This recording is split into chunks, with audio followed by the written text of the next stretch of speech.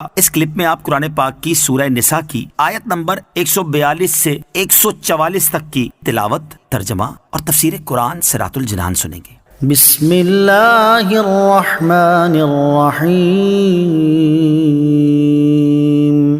ترجمہ: اللہ کے نام سے شروع جو نہایت مہربان رحمت والا ہے۔ ان المنافقین یخادعون اللہ وهو خادعهم وَإِذَا قَامُوا إِلَى الصَّلَاةِ قَامُوا كُسَالَى يُرَاءُونَ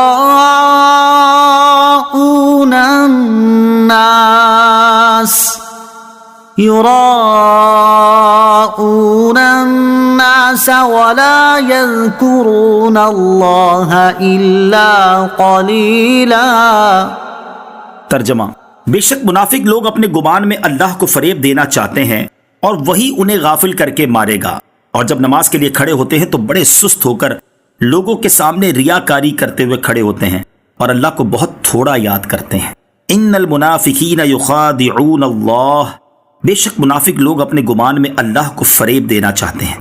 یا منافقوں کی ایک اور بری خصلت کا بیان ہے، وہ یہ کہ یہ اپنے گمان میں اللہ تعالیٰ کو دھوکہ دینا چاہتے ہیں۔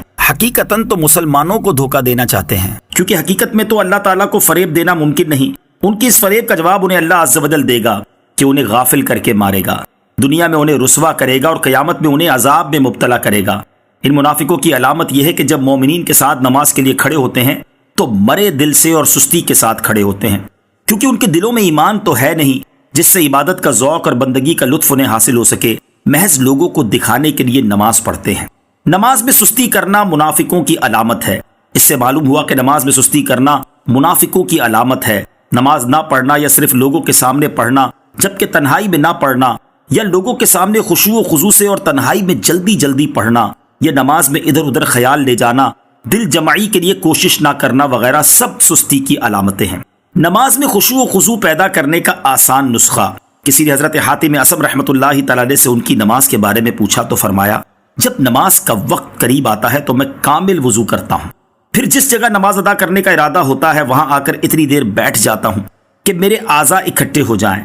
اس کے بعد یہ تصور باندھ کر نماز کے لیے کھڑا ہوتا ہوں کہ کعبہ معظمہ میرے سامنے ہے، پل صراط میرے قدموں کے نیچے ہے، جنت میرے دائیں طرف اور جہنم بائیں طرف ہے، ملک الموت علیہ السلام میرے پیچھے کھڑے ہیں، اور میرا یہ گمان ہوتا ہے کہ یہ میری آخری نماز ہے۔ پھر میں امید اور خوف کے درمیان قیام کرتا ہوں اور جیسے تکبیر کہنی چاہیے ویسے تکبیر کہتا ہوں اور ٹھہر ٹھہر کر قرات کرتا ہوں۔